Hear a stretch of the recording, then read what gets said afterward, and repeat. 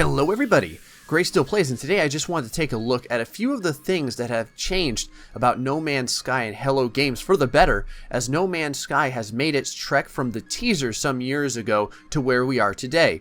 Really, all of the development and informational releases have been very welcome, and I'd say that Hello Games has made excellent strides in putting their ambition to the pixel, so to speak, in order to make a game that for many of us could be something like a dream come true. Already a community has been building surrounding this game and it's not even out yet. Some people even have dreams that they're beta testing it. So Hello Games is clearly doing something right. Before we get into the changes, in the last video I asked you if there was a biome or planet type that would totally turn you off, and the responses were almost unanimously water worlds or a desert or tundra-like planet that wouldn't have very much on it. So thanks to everyone who replied, and I most likely share the same feelings about strictly water worlds, although Subnautica has really made me reconsider that.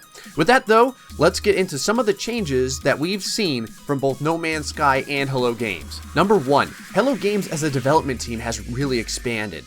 Hello Games was originally 4 employees when Sean Murray gave his interview at VGX 2013. There was Sean Murray, Grant Duncan, Ryan Doyle, and David Ream. As of now, Hello Games lists 15 total employees on their website, which is an awesome expansion of what was once a tiny indie game team.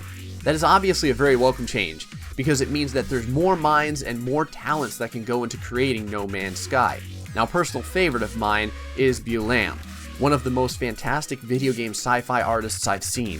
Quick mention, if you haven't seen his live stream that he did where he painted a ship, you can see that here, please check it out. It's awesome getting to see that entire artistic process. Number 2, the addition or reveal of the Sentinels. An early Edge article hinted at an antagonist or a malevolent force, but later the Sentinels were revealed. That is, if they were, of course, this original malevolent force. And they were quite the addition. Self-replicating robots that act as types of overseers for the planets, ensuring that explorers don't do exactly what we know some people are going to want to do. Mine everything they can, deform the landscape, kill the creatures, and hop in their ship with a boatload of resources. As someone who enjoys trading myself, I can constantly see myself at odds with the Sentinels. Number 3. The addition of NPCs. This isn't just Hello Games revealing the Korvax, for instance. Originally, it appears that No Man's Sky was not going to have NPCs. In an article written by Game Informer back in 2014, Sean Murray said, "I feel like games just don't do NPCs very well. I don't know how much it adds. We've talked about it. It would actually be easy using the procedural stuff to put in every single one of those trading posts a guy behind a desk. Sometimes I think about doing it. Who knows? Maybe people feel they need that. But at the moment, we don't have that. And I feel like we don't need it. I don't feel it would add anything. But maybe people will really miss it. It's not feedback that we've had so far, but I don't think it gains that much to have just this cold, dead-eyed guy. Welcome to my shop. Do you want to buy some weapons? And just a few loops. Bits of vocal as well. Like when you go into shops in Destiny, it's like, a shipwright's work is never done. That's how I feel is that it takes from it. Number 4, ship summoning was removed. Apparently, you used to be able to summon your ship to you instead of having to hoof it back to where you landed it.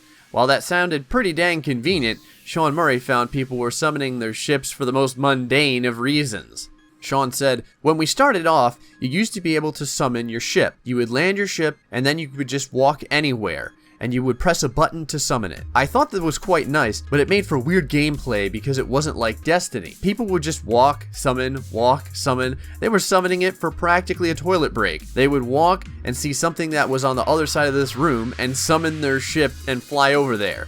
It just amazed us how lazy people were. So we can't have this. It just looks silly." And finally, Number 5. This is probably the largest and most profound change that we've seen yet.